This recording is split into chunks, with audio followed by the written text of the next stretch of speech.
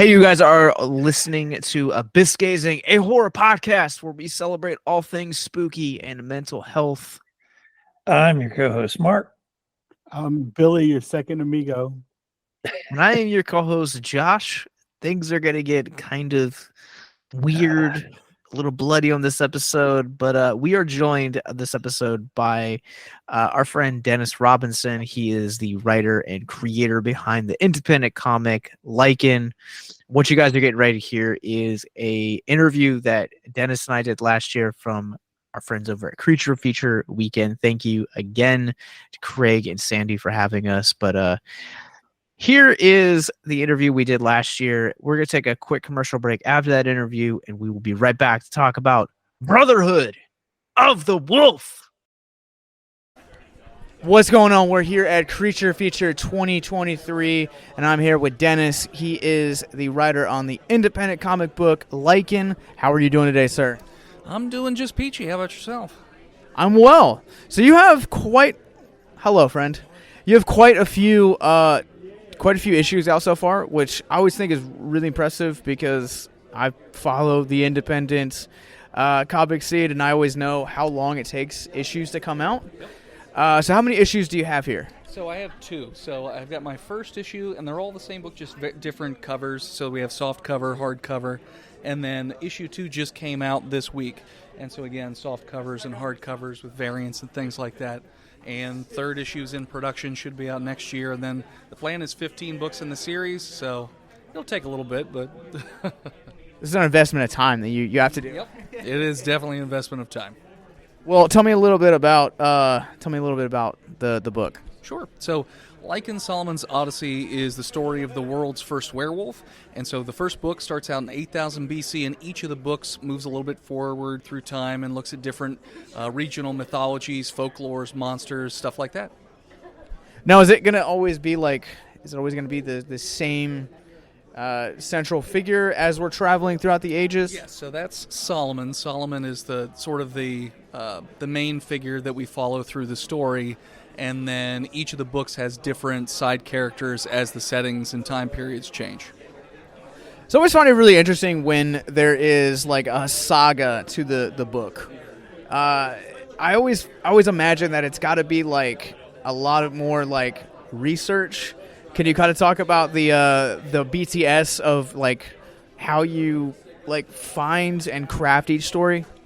So with this story, it's a little difficult, especially when you're going back to like 8000 BC, because there's not that much information because it's pre-written history. But then as I move through the book series, the third book is Gilgamesh and H.P. Lovecraft, that sort of thing. You got a lot more to work with.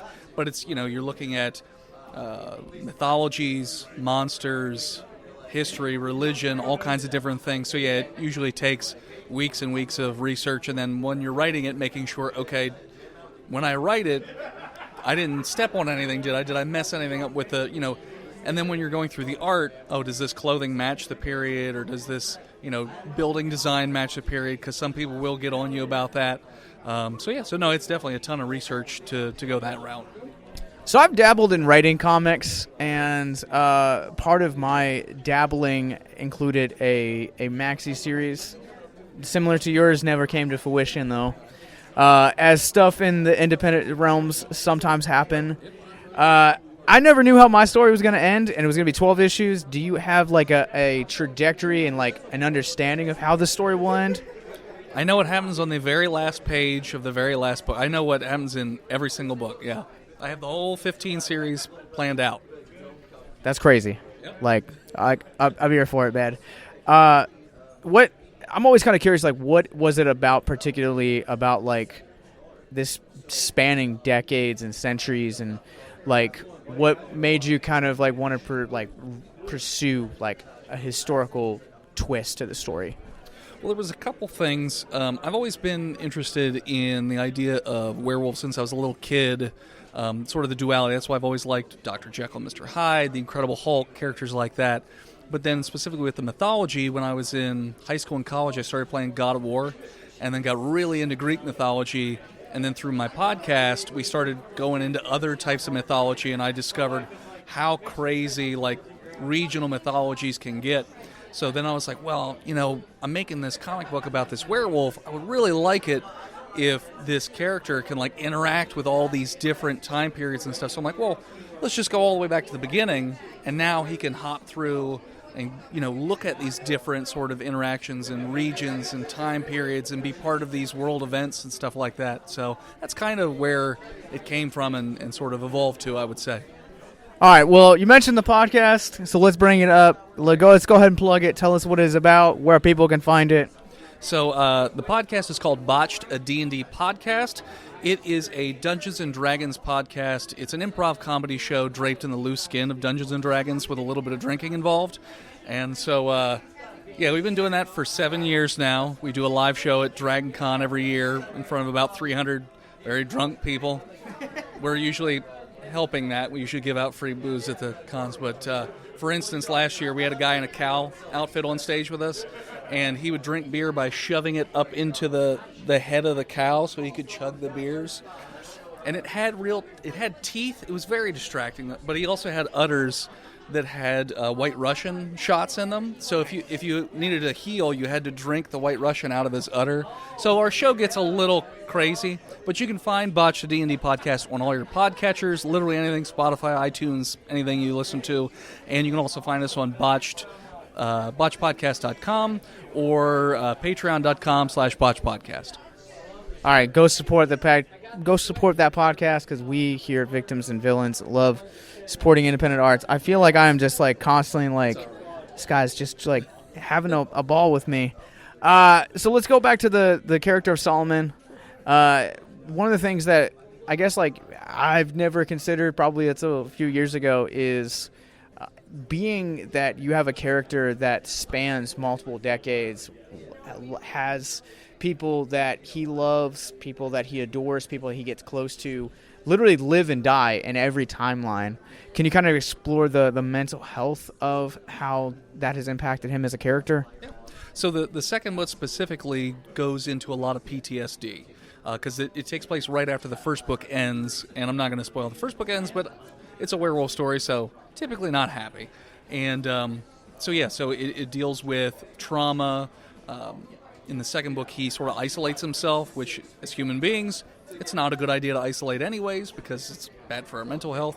And so it just sort of compounds on him. And so we get into hallucinations, voices, things that he thinks are hallucinations but are actually there, and then messing with him in terms of mythological creatures. So each book sort of goes into a little bit of that sort of mental breakdown and worry about, like, okay, when I wake up and there's like blood all over him, oh no, was it a person, was it an animal, that sort of thing. So each of the books is definitely going to look at sort of the inner turmoil of, being a monster and not having really any control over what happens when the full moon pops out. Is it hard for Solomon to like make friends knowing that he'll outlive them? So in the second book specifically, he's isolating himself, and he's a very social character. When you read the first book, he's very jokey, he's very jovial. I apologize for the Harry. We can bend his arms down. It's all good. In the first book, he's very jokey, he's very jovial, but then obviously he's definitely a different tone in the second book, and he desperately wants to be social, wants to have friends, but he's also worried that he'll hurt people. But by the end of the second book, he meets somebody, and he starts to sort of dip his toe back into that social pond. And then each book sort of the same thing, where he'll guard himself a little bit against certain loss, because again, even if something doesn't get killed by him or by another monster, they're just going to die from old age at some point. So it's one of those things where it's never going to be easy for him. It's just one of those things he has to live with and sort of figure out how to keep on keeping on. I feel like that's like the mental health like struggle of us all, is understanding how to like keep on, because there are sometimes that we will outlive our loved ones, and that's a very hard reality to do. But part of the journey is healing and learning how to befriend other people and do relationships and communities with them. So I have two more questions for you. My question, second to last question is going to be, what is your favorite werewolf movie? So this is going to be controversial because everyone tells me this werewolf movie's terrible. I love Dog Soldiers. That's my favorite werewolf movie. There's a lot of it's got the Onion Knight in it from Game of Thrones, for God's sake. I mean, there's a lot of, good actors. It's a nice, self-contained story, and I dig the design of the werewolves.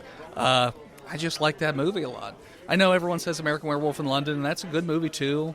But for whatever reason, I've always just enjoyed that sort of, camaraderie and, trying to get out of this dangerous situation of dog soldiers. That's my cousin Rick's favorite one, so you're not alone. Okay, there we go. And it just got a 4K upgrade. So I don't know if you knew that, but that's a thing. I'm going to have to get that because I did not know that. I'm going to go with the Howling for mine. Howling So too? I feel like you can't beat D. I was Wallace. going to say, those are usually the two people go with. It's American Werewolf in London or The Howling is usually the ones I hear. Or maybe the original, Lon Chaney, Wolfman sort of thing. That's another one, too. Lon Chaney, man. That was what got me into werewolves in the first place. There was a library book. It was a picture book of the original Lon Chaney, and I was like, "What is this?" And I didn't even read it. I was just looking at the pictures, and I was just fascinated. And yeah, that's how I got into werewolves in the first place. Was Lon Chaney. Gateway stuff, man. It's always starts in books for some reason. All right, my last question is: if people do not have the chance and the opportunity to be here at Creature Feature this weekend, where can people find the book online? So you can get it online at hiveheadstudios.com. Hive as in like a beehive. Hiveheadstudios.com. It's there digitally. It's there physically. If you want to check out the book, the first 18 pages digitally are online for free. So you could just look at the first 18 pages and be like, this seems like something I'd want to check out. And then you can either get it digitally or buy it physically, and I'll ship it to you within a day or two. So now you have no reason not to check it out. The links are in the descriptions below. Have a good night. If you or someone you know is listening to this podcast right now and you're struggling with suicide, addiction, self-harm, or depression, we encourage you guys to please reach out. This is the heartbeat of why we do what we do. Suicide is currently the 10th leading cause of death in the United States, and as of this recording, there are 132 suicides that take place each and every day on American soil. And when you scale back internationally, there are 800,000 successful suicides. That is one death roughly every 40 seconds. So if you or someone you know is struggling, you guys can go to victimsandvillains.net/hope. That resource is going to be right in the description wherever you guys are currently listening or streaming this. There you'll find resources that include the National Suicide Lifeline, which is 1-800-273-8255. You can also text HELP to 741-741. We also have a plethora of other resources, including churches, getting connected with counselors, LGBT resources like the Trevor Project, and also veteran hotline as well. Please, if you hear nothing else in the show, understand that you listening to this right now, have value and worth. We get it.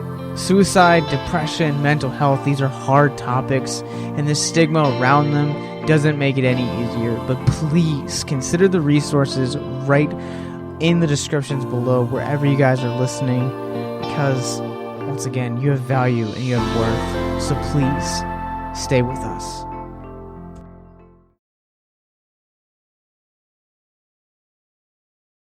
Welcome back to Abyss Gazing, and I am now proud to bring into you guys present day Dennis Robinson. Hello.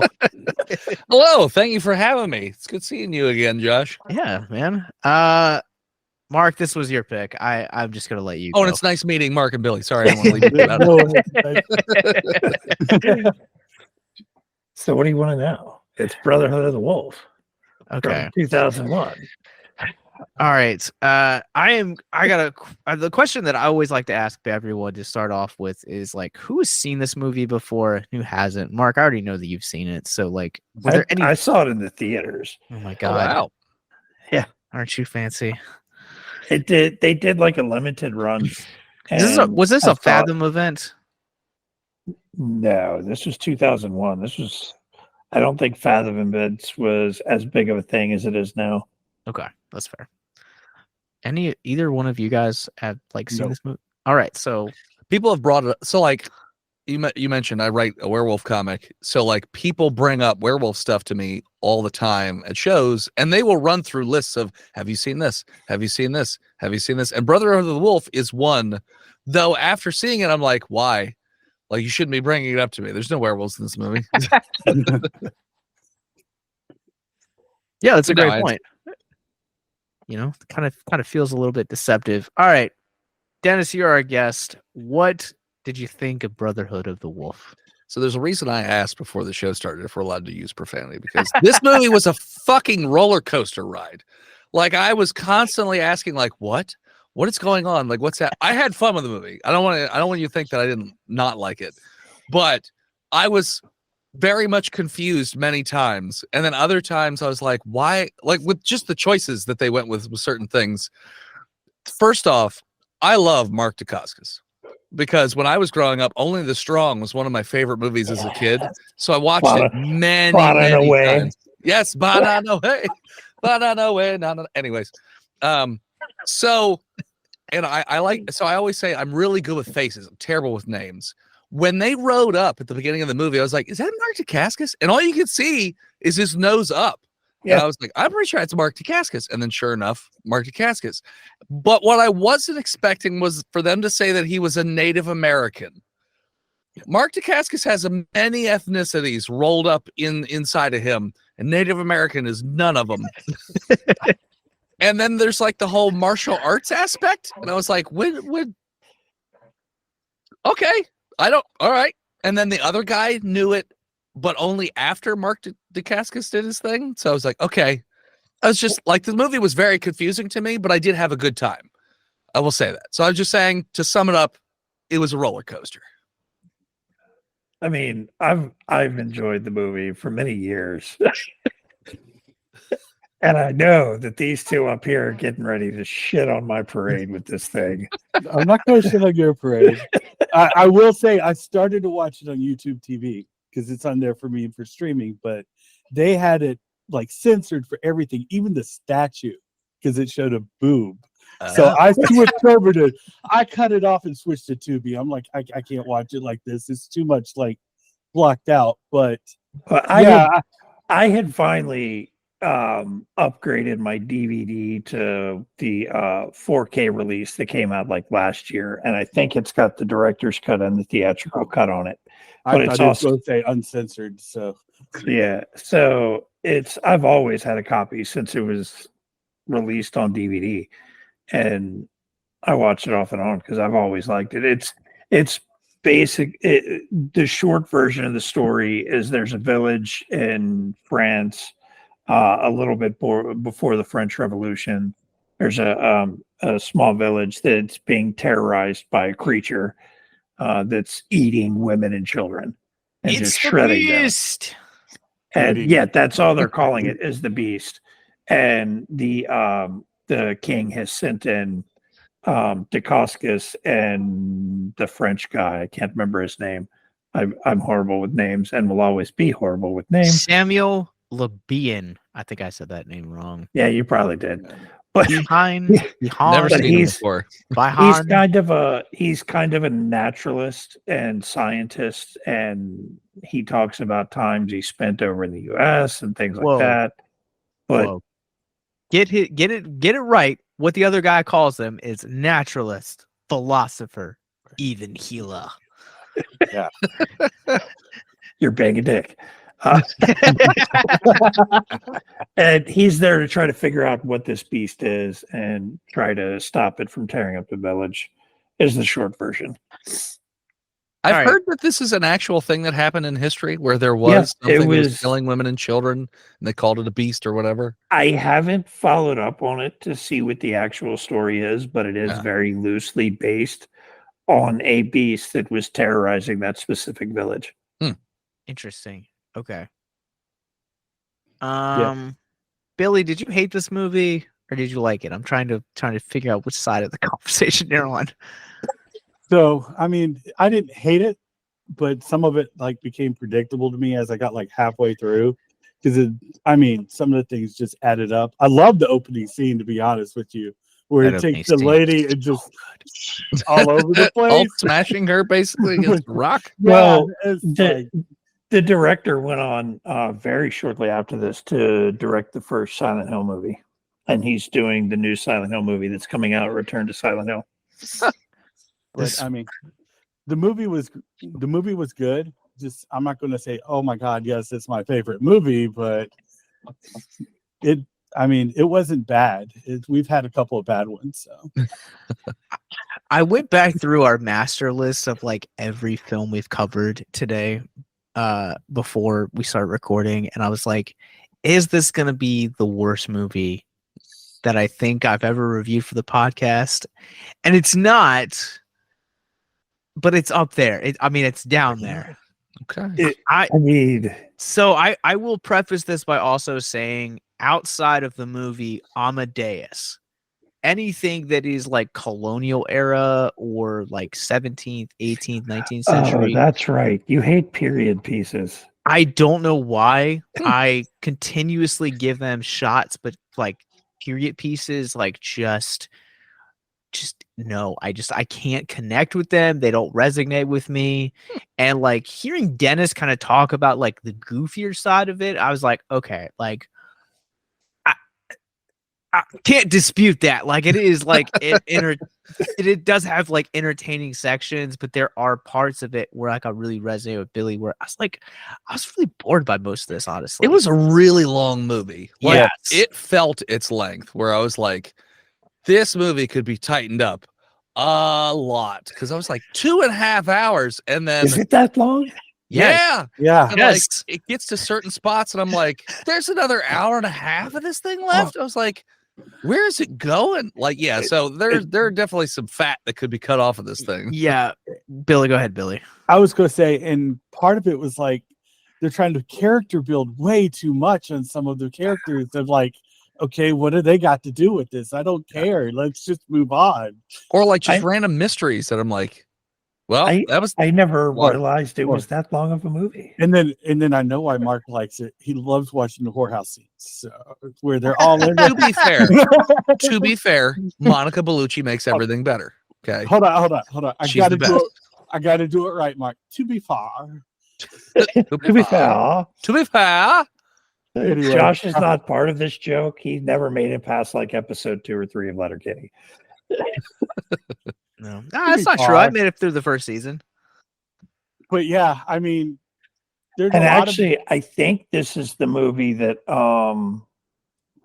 she met oh, what's his name? He was the villain in the movie. Vincent Cassell. Yeah. And they had a kid together. Huh. And her daughter, it looks just like her. So I will say I appreciate like the twist with Sylvia and like the Cassell's character, like Jean Francis. Like I appreciate it, like kind of like their connection and like the twist with them. But a lot of it, like Dennis was saying, like a lot of the subplots between like I've just got IMDb open. A lot of it between like I'm not even gonna try and pronounce that. By Han, the main naturalist dude, like his story, and like Marianne, like that entire subplot did not need to exist. Yeah. Like you take that fat out of the movie. Not only is the movie profoundly better, but it's and like I don't know, Less like confusing than too. it's less confusing in that way because like I don't know, like every like 17th like century movie I've ever seen, like she felt like she held like a position of power, and like I've never seen another movie. Maybe it's just like the way that France like interprets things, but I've never seen another movie where like women held power in that time period. I think it depends on the family. Okay, that's Yeah. She was definitely in a richer family, so she was probably a noble woman. So noble women will have power to an extent over lesser people. Well, I think you talking about Marianne. Mhm. Yeah. She was I think the daughter or granddaughter of, would it have been a governor or duke or I think whoever it's- ran the I thought it was village? something like that. Yeah. Yeah. Also, if no one else is going to bring this up, I'll bring it up. The costume design, fine. But what is the deal with all the mullets in this movie? You know what? Mullets really popular in France back then. A little known fact. Little known fact. Like, I just kind of kept watching it, and I was like, okay, like the powdered stuff, like I get, but like, there's like 5 people in this movie that like have mullets. So that first fight scene where all the dudes are beating up the old man and the woman, and they're all like done up in makeup and stuff. I was very confused because I was like, I thought they were bandits. I thought they were bandits until you get a little bit further in the movie. And then they explain it later, and I was like, oh, they were dressed as women. Okay, I just thought they were. I don't know. They just really liked makeup for something because they didn't look like they were dressed like women, other than just having a bunch of makeup. I mean, during the time period, it wasn't unusual for the guys to be wearing makeup. Yeah, right. But for the movie, it really didn't make sense until, like you said, later in the movie when they go back and show who they are. It's like, okay, who the fuck was that? Or why were they there? Because the powdered wigs were just because of syphilis, and like the king had syphilis, so then everybody else wore them because it was like the popular thing. You know, it was like whatever was popular with the king. That's what everybody else wanted to have so that they, they could fit in too. So that I get the powdered wig thing, but like, but that part in the movie was confusing at first. But then when they explained it, I was like, oh, okay, that makes sense now. Every time I see it now, I spent so many hours playing Bloodborne. That's what it makes me think of. That's fair. They do have a very similar aesthetic. I mean, the background guy that's behind Billy, definitely, like you just put the hat on him and it's Bloodborne, basically. Yeah. And we lost Josh. He's up there like, what? No, like I don't know, man. He's still on the mullet. He wants to go like this. You're just, you know what? You're just jealous. That's what it is. That's what I was going to say. Jealousy. Bald man, definitely jealous of the mullets. So did you know who Monica Bellucci's character was? They talk about her earlier in the movie before she ever makes an appearance. I didn't, and that's why I said much like that. It's like I didn't catch that, but not knowing that or not catching that really made her character more effective because I was like, why does this, like, she's essentially a whore. Like, why does she keep coming back into this movie? Like, when no other person in the whorehouse, like, has like seems to have like any importance. During the time, where are you going to get the most information from? The drunk old men that are in the whorehouses. That's fair. And they talked about an assassin being sent down from the church earlier in the movie. That was her character. I didn't catch that. I didn't get it either. She was the assassin from the church. And I watched it twice. I didn't catch that. To be fair, this movie is also 2.5 hours. Yeah. With multitude of plot lines that have sometimes no payoff. Well, the Monica, Monica for me was just confusing most of the time. Because like, okay, I get the end part, but like leading up, I'm like, what's with the dream sequence with the roots and stuff? She randomly cuts him and is like poisoned. And then licking the blood off and saying like that's to remember me. But I'm like, this chick's just crazy. Okay, I get it.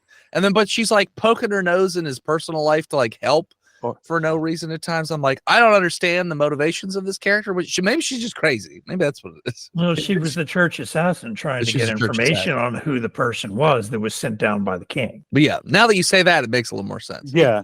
But I mean, and she did. I've watched this movie a few times. And she kind of fed into something early, but if you're not paying attention, when she made the line of, if you were my husband, I would be giving you poison and then you'd have to be home at night.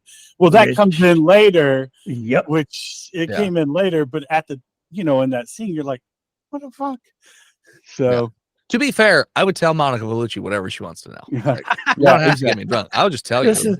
I determined a while back that I'm not sure she's a real person because I don't think anybody looks like that in real life. Yeah, I mean, she hasn't aged it because I saw a picture of her on like IMDb not that long ago, and I'm like, she looks exactly the same. There's a really bad Australian movie we watched with her in it, and she still looks fantastic. She was in James Bond Spectre. Yeah. She's just in a small scene, but she's Beetlejuice's wife in the new Beetlejuice movie. Yeah. And if you pay really close attention, they show her hand that would have the wedding ring and the wedding fingers gone. Yeah. Which he had is it in the his one he pocket. put in the first one. Yeah.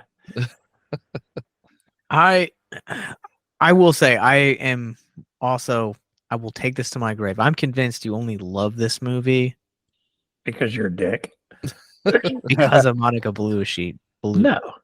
It's also got Mark Dacascos in it. Yeah. No, that's fair. I don't know it's- anybody else in this movie other than I've seen the bad guy before, which is Vincent why, Cassel. the first time you see him, I'm like, that's the bad guy.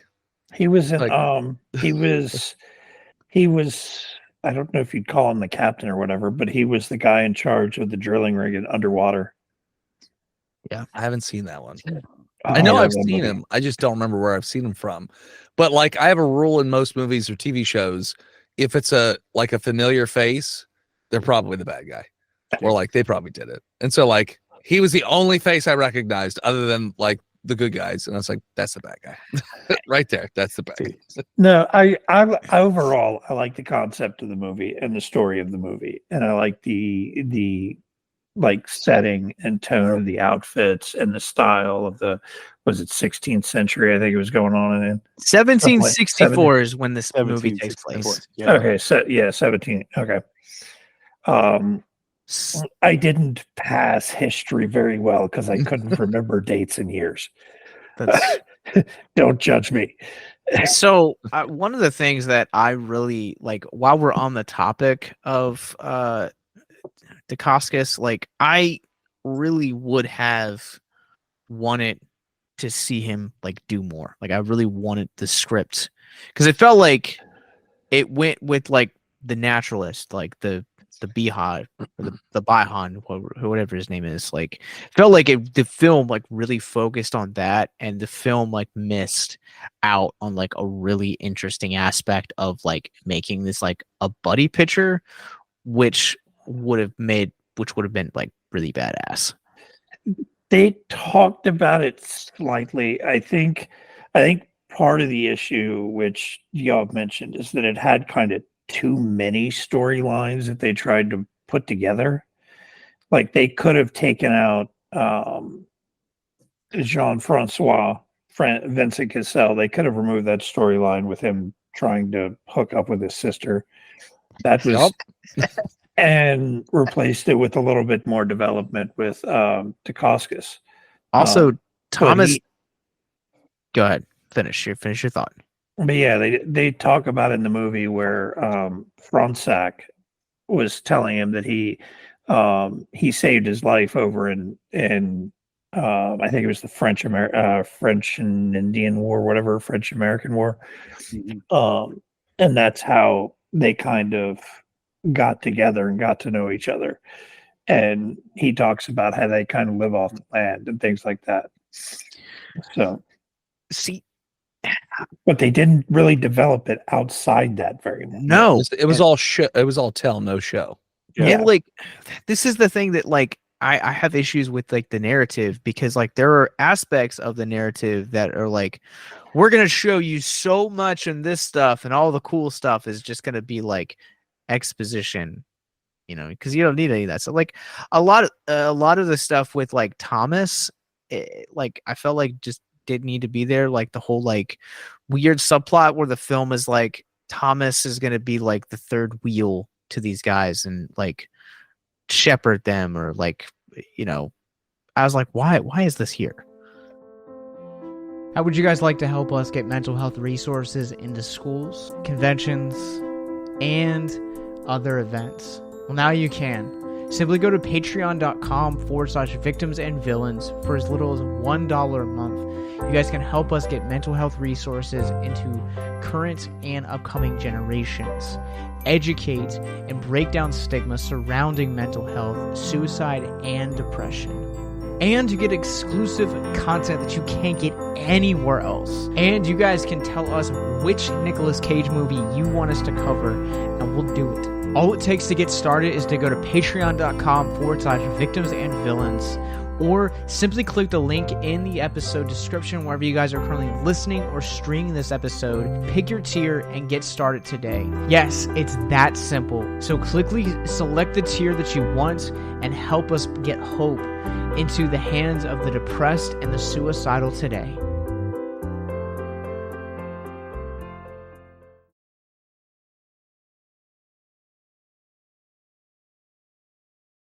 Yeah. Oh, Gans was one of the writers, Christoph Gans, as well as like the director and producer.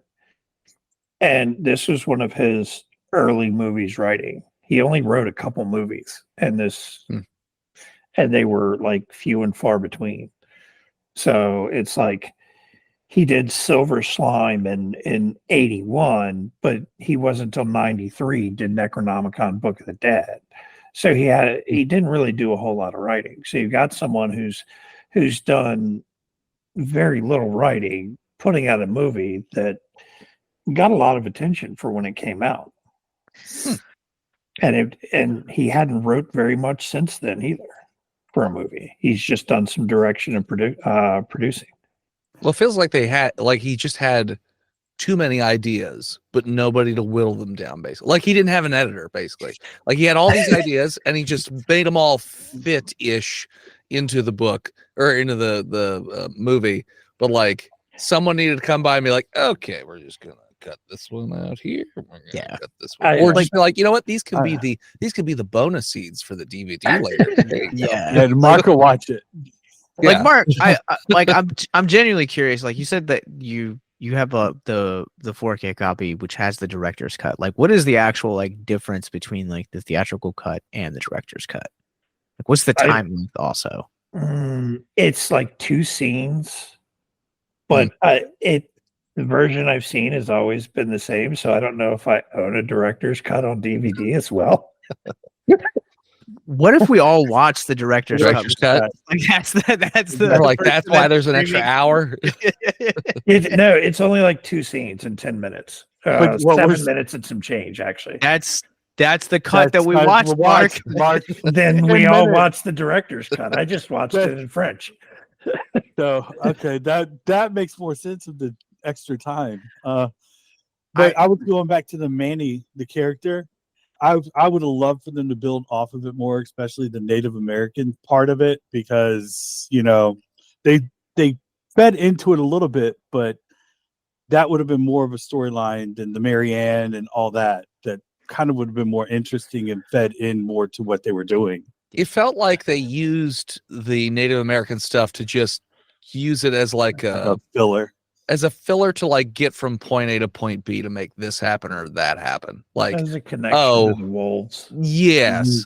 And like the healing stuff. Right. And like just one thing after another where it was just like something, everything seems dour, and then like, oh yeah, I forgot we got this Native American superpower. We just do this thing real fast. Yeah. Blah, blah, blah. And then hand waved away. Like the end part with the girlfriend, especially where he's like really upset, and then he's like, oh yeah, I guess I'll just like tear this thing off my wrist real fast. Oh, she's fine. Exactly. Like, what? Why did you do that first? Right. Exactly. So I wasn't the only one screaming at it. What the hell, man? You've been doing that the whole time. Like, why didn't you just do that? So I forgot I got this whole wristband of medicine. Oops. So did you get the point of the beast? What that whole thing was about? All right. So all right. let him go. Before you get all like deep and like take my like analytical card. I've got one I can do that with. All right. So you can do that in a second, but I want to ask this question real quick and then we get back to it if that's cool. I like it for more than cool. Monica Bellucci. Yes. All right. So does anyone, and maybe I'm gonna say this because I just watched this. I just watched Jaws again last night. Oh, nice. But this movie ripped off Jaws. I mean, you could trace back just about any movies to major. Hear me out. There's one. There's one specific scene in general that I'm gonna point to, and it's the scene where they quote unquote caught the beast, but it wasn't the correct wolf. It was the tiger shark scene. It's a tiger shark. Oh, well. Yeah. Not quite. There is Thank you. a difference. Yeah, There's no, a I big don't difference in the really, scene. because I love Jaws. I wouldn't really equate the two, because I think they were just, well, it depends on which scene you're talking about where they say they caught it and it was the wrong one, because that happened a couple of times. But I would say it was more, I mean, they didn't know what it was. They were just like, oh, we got a wolf. Boom. There's our wolf. Just like in Jaws, you know, they didn't know. They just caught something. Like that's a pretty loose similarity, I would say. Yeah, Thank you. there's I'll be a here all- stretch there. I'll be Yeah, here all. stretch. I'll be here all week shitting on this movie. That's almost like saying they ripped off Titanic, trying to paint was me a up boat. like one more that, and paint me up like one of your horror girls, Jack. And Oh yeah, he was drawing people. All right, Mark, lay this analytical spiel on us. No, you're making a real big stretch to make that connection because you're dealing with a different time period. And they didn't know if they had caught the right thing in Jaws. They knew they caught something, just not sure what. They were being told by the king that they were pretty sure it was a wolf, kill all the wolves. So they went after the wolves, but then more killings happened. So he sent in the professional hunter. So the king doesn't look bad to just kill something so he can say, see, he got it. So he can look good with the people. Mhm. That's the difference. You had one where they weren't sure if they caught it or not, and you had one that was a king trying to look good for the people to not gain any doubt from not being able to control something like this, which was the point of the beast to begin with. And, Did you catch that? No. Or did you miss that too? The The- point of the beast was brought in with the help of almost some extremists from the church to enforce the Yeah. fact that the church was God's will and in charge, and don't betray the church. Oh yeah. Because they That had was the the whole bullet, 'cause point they of were it. the ones writing the books and all that stuff Yep. that Yeah. were banned and all that shit. Yeah, Yeah. I got that part. Okay. I'm more after Josh on this one because he's usually the one that's analytical. And did you read into this? And what about Look, this well, I mean, and that? And Typically, I am the only one here that takes notes when we watch movies. Typically, I'm like pausing the movie because I'm like making like all of these like deep connections. And my notes for this movie, this is how I can tell I don't like a movie. My notes are questions. All of my notes are questions in this movie. See, I And was how watching many it have in I a super answered? seedy motel, so I was very much paying attention to the movie. So how many questions have I covered so far? Well, we talked about the mullets. yeah. I can't answer that one. Where did That they was learn martial arts? magic? That's another one. I mean, there's some questionable stuff like that, but And- That And might the- also, maybe that's also part. Do you think maybe that is why they didn't expand Manny's part? Because they don't have to whenever, explain the martial arts. well, not Yeah. that, but like when Mark Dacascos talks in that like fake Native American accent, it's pretty bad. So you think they're just like, we're just gonna not have him talk very much and just It's possible. I mean, it's a possibility. I heard a comedian. It may have been John Leguizamo. That was joking about the Indians in the Thanksgiving Day parade when he was a kid growing up. Were usually just Puerto Ricans with feathers in their hat. Yep. And it's kind of the same thing with Mark Dacascos here. He's instead of getting a Native American to play the part, this was early 2001, about as early as you can get. So it was probably taped over the course of 99, maybe 2000. Mhm. They just got somebody who's like, he can pass appearance wise. Let's go with it. And he Because knows then I was martial arts. curious, and I was like, "Well, to Wikipedia we go. What is Mark Dacascos' lineage? Just like Filipino, Japanese, Hawaiian? Nope, no, okay." It's like he's literally everything, but Yeah, we hadn't quite reached the like cultural awareness yet by that Sure. point. So, by the time you have Johnny Depp trying to be Toto in The Lone Ranger, oh yeah, I think that's the character's name. Tonto. Tonto. Tonto. Yeah. Oh my Toto. God. Tonto. Okay, Toto, what? Dorothy's on here now? It's one of the We're not only in the times odds I anymore. remember a name. Look, I am not a Western guy, and I sat through that movie, and Johnny Depp's performance is incredibly hard to watch in that movie. If you've never seen it, count your blessings. No. Not on my list of things to do. Pretty sure Disney's tried to bury that movie because of the cultural You misrepresentation. think it's right next to Song of the South? Oh, You can only get it in Japan. probably. You know what's bad? Or Nazi Donald Duck. Oh yeah, I forgot about Nazi Donald Duck. Oh man, I think I saw Song of the South actually in theaters in Germany. I It's mean, like, you could get it off Facebook Marketplace pretty cheap. Well, for like no, $10 I'm saying, but to Nowadays. be able to watch it in the theater is like, Oh yeah. When I was in Pittsburgh for art school way back 2006, the teacher had said like there's only one Disney movie that's banned in the US, like you can't sell it or buy it, and it was Song of the South, and she bought it in Japan. And so we watched it in class, and I was like, okay, this is a thing. Yeah. I mean, it's not hard to get a hold of. No, now it's not. No. I mean 2005 a little harder to get a hold of. Nowadays, yeah, no, super easy. You can get anything. so going back to like questions like Josh has, one of mine is, who the hell put the mask or whatever on the beast with some razor blades for teeth and all? Is it the church? Was it the church? Was it the dude I that's thought. It was it- it the was guy, his but cell. They talked about him beating the cub into submission. Yeah. right? He had two And- cubs, and the strong one he kept. Yeah. Right. And so they covered it up or whatever. Yeah. But it's who made the mask, and then how many people kept it secret at that point? Because you've got to have somebody that would have had to make it if he doesn't know how to make it. Well, they talked about that earlier. One of the guards had talked about getting a couple shots off, and he knew he hit it, but it didn't seem to be hurt. Mhm. Right. So if he had brought out just a lion, which, spoiler, that's what the beast is a lion. Right. If he had had just a lion with nothing on it, that would have been the end of the story. So to make it more terrifying, he armored it up to make it more of a beast than a lion.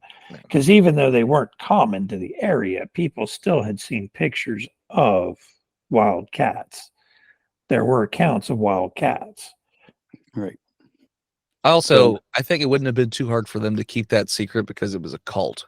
Yeah, like, true. Ain't none of them telling anybody. Because even most of those culty people were in on the hunt and all that stuff too the whole time. I mean, the church was there in on it, and all the wildling people were in on it. And yeah, so I think they could easily, one of those crazy people. I mean, it's not like it was the finest blacksmithing of all time anyways. Yeah, it looked like pasted a bunch of metal to this thing, and they're like, "Hey, you're good to go. Yeah, like some It's paper good to go." mache. There you go, Simba." See, like all of these, like this conversation about the movie is more entertaining than the movie. Like, and I come back to like the same complaint that Dennis had at the beginning of the podcast is like this movie just feels too busy. But he liked it. He did like it. I liked it. I have critiques of it. Like I said, there's too many that's why I say it's like a roller coaster, because like, man, they're like really weird, crazy stuff going on, and then you drop off into a bunch of like romance stuff. I'm like, okay, whatever. And it goes on that for a while, and then back up, and then we twist and loop around, and Mark Dacascos is throwing metal tomahawks and armored lions and stuff. It's like, all right, we're back on the crazy again, and then back into romance crap again. I'm like, oh, God, come on. So it's a roller coaster is the best way I can describe this movie. I did like it. It's not something I would watch a lot because it's too damn long. Yeah. See, but here's the thing is that I've said this before, like certain movies that are either too long or too short and try to do too many things. Mhm. I feel like their storytelling could have been better executed I mean, this is 2001, so I mean, obviously it's we weren't there yet, but like where we are now in the age of streaming, I feel like this story could have been better suited for like a mini series. Like you could have fleshed out a lot of the Manic stuff, you could have fleshed out a lot of the church stuff, a lot of the whorehouse stuff. Like a lot of my issues, I feel like that could have been. You could have even expanded on like the incest in this movie and explained the mullets in this movie. And I think that this movie has potential but it didn't resonate with me because of how busy it is. And because of I'm given all of these characters that I just can't connect to. Well, you're also getting the story from one guy's point of view going off to execution. Well, So the guy with the crossbow that was helping him is The the royal that they were hauling out to execution at the end of the movie. right, And it was him telling the story. right. So you've only got his point of view of it. So you've only got one portion of the story itself. I need this story told from Monica Bellusci's point of view. Like No, it would be so off the wall. Like, I'm here for it. It would have been All the people entertaining. visiting and yeah. I think Josh's problem is he went, God damn it, Mark's been trying to get me to watch this, and I hate every pick that he gets. So, Well, I mean, Dude, if this is one of the worst things you've ever watched, boy oh boy, there's a lot out there, my friend. yeah. This is the worst thing this is one of the worst things I've ever watched for this podcast. Because we used to do, I'll give you two separate stories. So for Botch, we used to do watch parties on Twitch where we would purposefully watch crappy stuff. And oh boy, there was some stuff on Amazon Prime. But I have another friend, they do a podcast and they'll pick a movie. And when I say at random, I mean they roll a dice to determine what's the streaming service. Then they roll a dice to determine the genre. Then like they keep rolling dice. So it's like, which page number are they going to? Which number on the page? And the movie I watched with them was like the worst thing I've ever seen. And it was a short movie, like a third of the length of this movie. And I would still rather watch this twice than watch that movie one time. Jeez. It was that bad. I mean, I've seen terrible movies. I've Sure. seen terrible movies that I've reviewed for victims, that I've caught at film festivals while covering stuff, things that I was like hyped to watch. So like this is I would say this is probably not the worst thing that I've done, but this is probably for me personally, it didn't hit. Now I'm curious, what's the worst thing you guys have watched for this show? would it be Omen 2 or one of the Phantasms? Interesting. No, I will actually see you. The worst thing that we've watched for this show was actually one of our earliest episodes. We were covering a film festival, and this is my pick for the worst thing that we've watched. And it's going to be. I will say, I'm friends with one of the filmmakers, so I will say the other movie. But there's a movie called 645, and it is basically a couple goes away on a retreat, and they go away for a vacation. The boyfriend's planning to propose to the girlfriend, and girlfriend gets killed, and he is stuck in that same loop over and over again, trying to escape it. And it was just. Did I watch this movie? No, it was the first time we covered Salem Horror Fest. It was a terrible movie. It was one of the worst movies I've ever seen. I think in 2021 when we covered that, I think it was in my top 5 worst films that year. Oh, we did cover one movie that was in black and white that had something to do with apple trees. That apparently the director messaged you and told you that it was just too good of a movie for us or something like that. That's true. Yeah. Wow. Yeah, we got called out by the director on that. Both of us were like, "This movie is horrible." The Burning is also once too on Twitch where randomly a director popped in, but like when he popped in, we weren't making fun of it yet. So like we waited until he left, and then we're like, "This movie's fucking shit." I would also throw The Burning into that conversation, which I know a lot of people love that movie. That movie was, again, so boring. It's the only movie that Harvey Weinstein has ever written. And I don't even remember why we covered it, but it's a slasher from the early 80s. It's like Jason Alexander's like first film he's ever done. Okay. He had a full head of hair. If Interesting. that says anything. Oh yeah. And it's got the scientist from Short Circuit 1 and 2, and Oh, that guy. it was the main bad guy in Hackers. Yes. He was in it, and he was like 18 and a scrawny kid. Yep. Yeah. The worst thing we ever watched on our show was The Woman. Do not ever watch The Woman. Looking it up right now on Letterboxd. It's My that was like, we're gonna watch that this. one was the worst thing we ever watched. But one of my most hated, which was number one for the longest time, is a movie that a lot of people love. Is it this one? No, House of a Thousand Corpses. I hate it. Oh yes. No, wait, is that it? There's multiple titles with The Woman.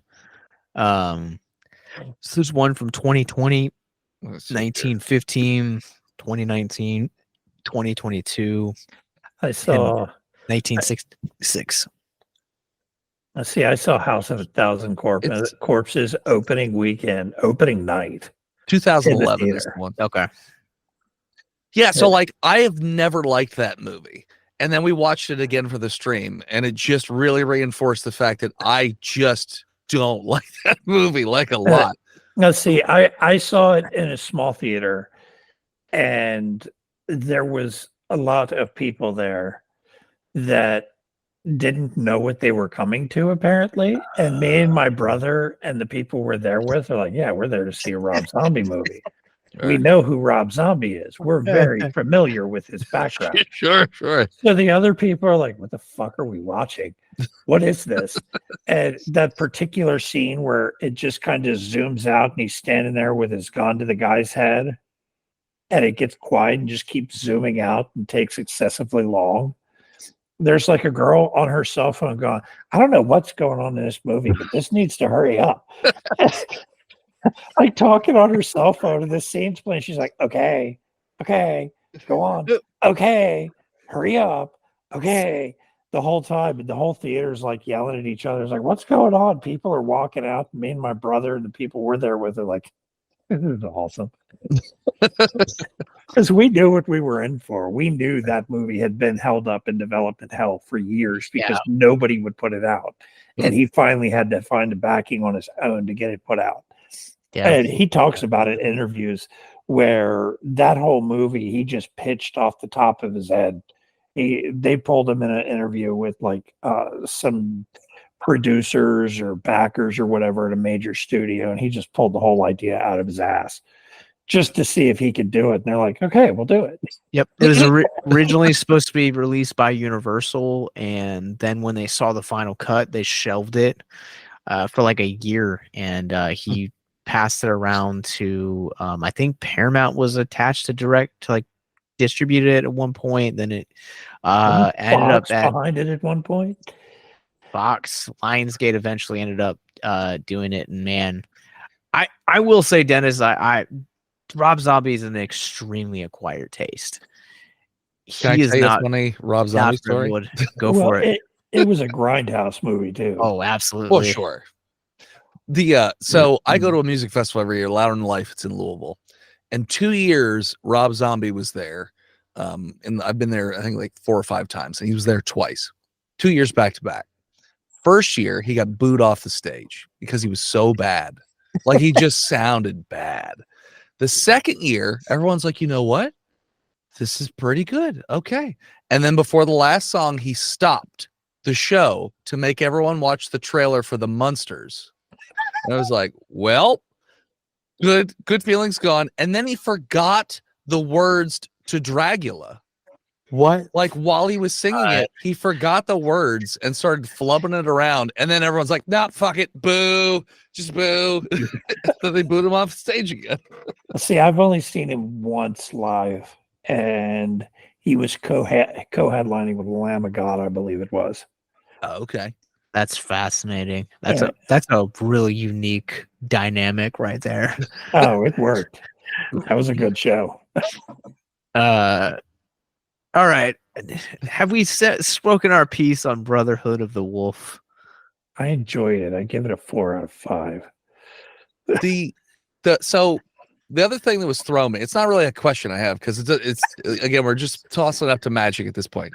After Mark Dacascos dies, because I don't recall there being a scene in the movie where main character French guy, I can't remember his name, knows Kung Fu. But Well, then as soon as Mark Dacascos dies, he's like, now granted, the assassination scene was pretty badass. He's super cold, just murking people. But like, where did he learn Kung Fu? And then the last scene where he's fighting with I forgot about that. With the fucking guy who didn't have an arm but had an arm. He's like real spinny with his knives for no reason at all. And I'm like, what is this? But then the guy had like a bone chain sword. Yeah. That was so dope. I was like, the CG's not doing you any favors for this part, man. Yeah. But like, that's a really cool concept, but like really weird. But Especially imagine with the it- spinny guy. Imagine it 20-something years ago when you've never Oh seen yeah, a I'm sure it bone looked chainsaw. amazing back then. Yeah. All right. I will end off on a positive note with this one. Will you? Monica Bellucci's freaking like little fan like with that knives was cool. that she had. That She was finally probably killed my that crazy favorite. lady. Like, Yeah, that was my favorite scene in the whole movie. When that went down, I was like, all right, this was really cool. I might have hated this movie, but I loved this scene. isn't that like Milana or whatever from Mortal Kombat? Isn't she the one that had the fan? It was kind of like that. Melina. There Melina. we go. Yeah. But look, Melina. No, yeah, Melina's the fan. Or no, wait, is it Katana is the one with the fan? I thought Yeah, Katana had- Katana. Oh, is Milana it? had, Okay. Melina had the size. Okay. I mixed them up, but But yeah, how would you have reacted though if like she proceeds to walk over and tell you, "Are you sure you don't want to come with me?" instead of her? It's like, I would say, yeah, let's go. At no point was it ever a competition in this movie. Like, right. I get that the other chick, now to be fair, Princess Chick is more my style of woman that I go after in terms of like very sassy, hard to get. Like, that's fun for me. But Monica Bellucci, period. Just put a period at the end of the sentence. Monica Bellucci. Done. Ship it. I mean, shouldn't you be walking away like, where are you at? Let's go. We're gone already, right? The other thing was like, she was like, leave before I change my mind. And then it's like morning and he's still standing in the same spot. Like he's still in the same place as before. And I'm like, so she left? he's contemplating that decision. It's like, I really could. Man, Monica Bellucci, though. He had to just go need on to the call ship this- to get away Yeah, because he locked himself in the ship so he wouldn't have any regrets and run back. Yeah. I just need to call this episode Monica Bellucci and Mullets. Like that's it. B&M. I mean, that really kind of sums up that movie to a bit because it's Monica Bellucci's character, B&M. All right. Well, I think that is going to do it for us on this episode of Abyss Gazing. Oh, you aren't gonna rate it this time? I mean, I don't really like to rate it. The reason we did it 2 episodes ago was because it was the guest, but and Billy like did it last week, so we can do a ratings if you want. We just in 100 episodes outside of film festivals, we never do ratings. I just was- did it to see if you liked the movie last week. That It was, was all. I'm it used was to Mark shitting Derek on and Eric everything. from So Much Hope buried that they were like, we're gonna do ratings because it's a movie podcast. I did it Word. because Mark likes to shit on everything, so I wanted to see where he stood on the movie. That's why I asked him last week. I don't shit on everything. Yeah, yeah, we did Frighteners last week, so Yeah. it was Oh, I love good. Frighteners. Yeah, Yeah. Great episode. All right, Dennis, where can people find you online? You could find, so I do a podcast for the last 8 years now. God, time just keeps on flying. We do an improv comedy show draped in the loose skin of Dungeons and Dragons. It's called Botched, a D&D podcast. The current season is set in the SCP universe, and we've decided that next season we will also do the SCP universe since people seem very, very into that. And also you can find me on all the socials at World's Most Okayest DM. as well as Hivehead Studios. I write a series of graphic novels we mentioned before, Lycan, Solomon's Odyssey, about the world's first werewolf. It's a little bit horror, a little mythology, a little adventure, a little history. You can check it out, hiveheadstudios.com. I have a free sample of like the first 18 pages of the first book. You can get the books digitally, physically, all that jazz. We just did our third Kickstarter for our third book in the series back in March, and it successfully funded. So it'll be out later this year as well. Nice. All right. Well, we'll provide all the links for all that stuff in the show notes below. Mark, since this was your pick, where can people find you online? I'm still painting miniatures on Instagram. Titanium Juggernaut painting. I'm finishing up what was supposed to be a competition piece to find out my dumbass didn't read the rules all the way and got the wrong size model. You live and learn. Yeah, it was supposed to be no bigger than a 60 millimeter base, and the one I got is bigger. So I can't enter it this weekend, and I don't have time to get another piece done. Fuck. Billy, where can people find you online? You can find me at Letterboxd at VABoy99. How are you doing keeping up with stuff? Trying to keep up with it. You guys can follow me also on Letterboxd. I am at Captain Nostalgia, and you guys can follow Abyss Gazing wherever you guys get your podcasts from. And you guys can also follow our parent company, Victims and Villains. We are on Facebook, Instagram, YouTube, Patreon, and wherever you guys get your podcasts from. So until next time, remember, the longer you gaze into the abyss, the more the abyss gazes back into you.